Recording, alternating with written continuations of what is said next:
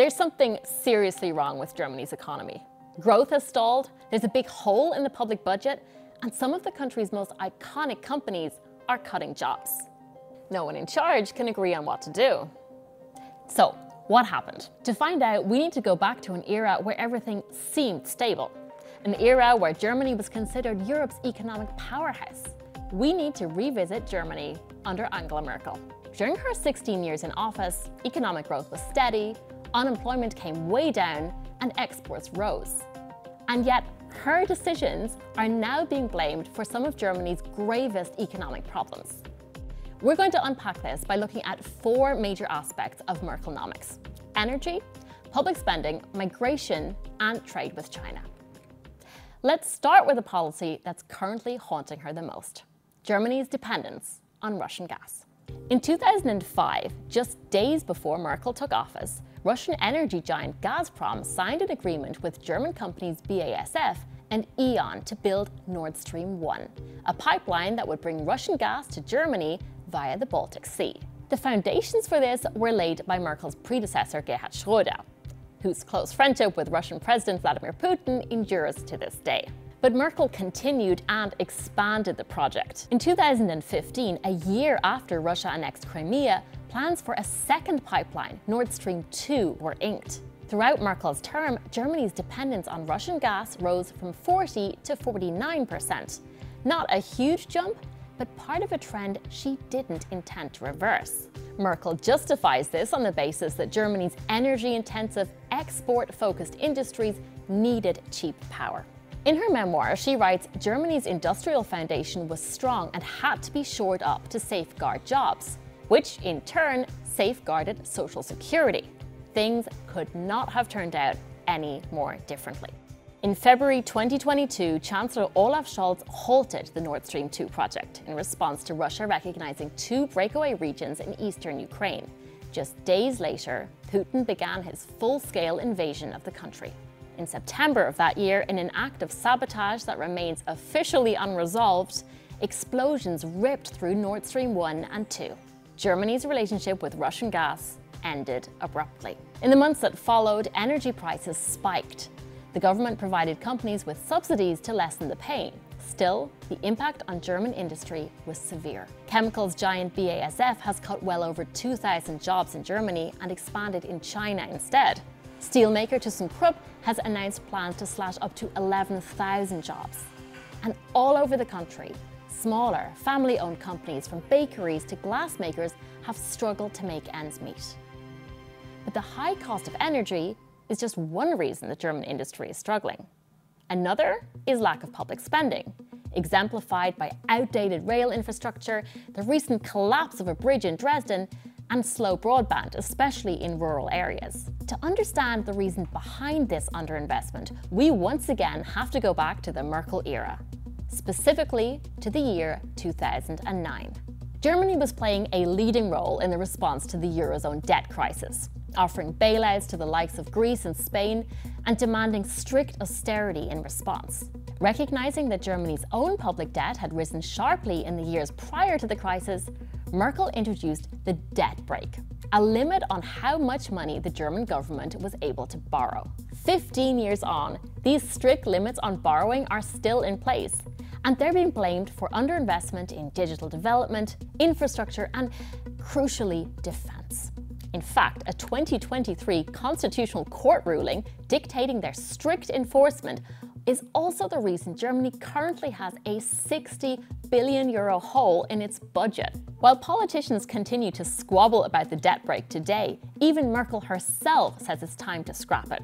If Merkel proved cautious in her spending in other policy areas, she surprised many by her bold moves. In 2011, following the Fukushima disaster in Japan, she decided to phase out nuclear power, a radical shift from her previous stance. At the time, nuclear accounted for about a quarter of Germany's electricity production. It had been seen as a key part of the country's transition to renewable energy, since in terms of emissions, it's a clean fuel. At the time, the decision had wide support, but in the current environment of high energy prices and seemingly unattainable climate goals, the possibility of returning to nuclear energy is back on the table.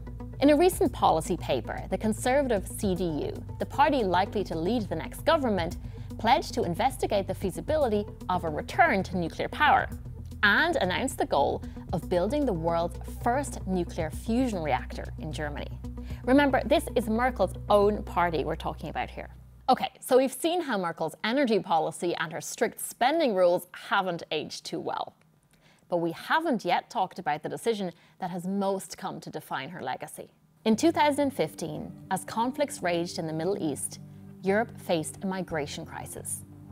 As the situation became increasingly out of control at the EU's periphery, Merkel decided to open Germany's borders, leading to the arrival of hundreds of thousands of people from war-torn countries like Syria, Afghanistan, and Iraq. At the time, most Germans believed that was the right decision. People lined up at train stations to welcome the new arrivals, a sentiment that was summed up in the German phrase Willkommenskultur, welcome culture. Over time, public attitudes changed.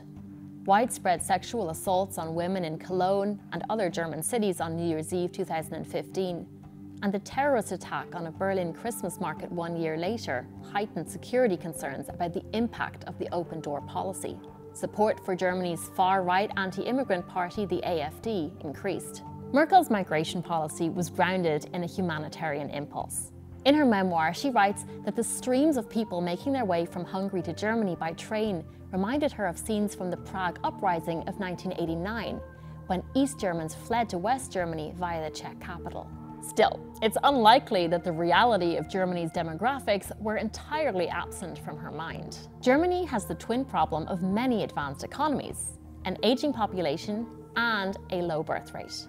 The people who arrived in Germany from 2015 onwards were mainly young. The Daimler boss of the time, Dieter Zetsche, said the new arrivals could ignite a new economic miracle or Wirtschaftswunder in Germany, as had happened in the 50s and 60s thanks to the arrival of millions of immigrant workers who helped to rebuild the country after the war. So, how have things turned out? According to a survey by Germany's Institute for Employment Research, over half of the refugees who arrived in Germany in 2015 were employed by 2021, though many of them were working in jobs they were overqualified for. Although Russia invaded Ukraine after Merkel left office, of the more than 1 million Ukrainians who fled to Germany, around a quarter of them are now in employment.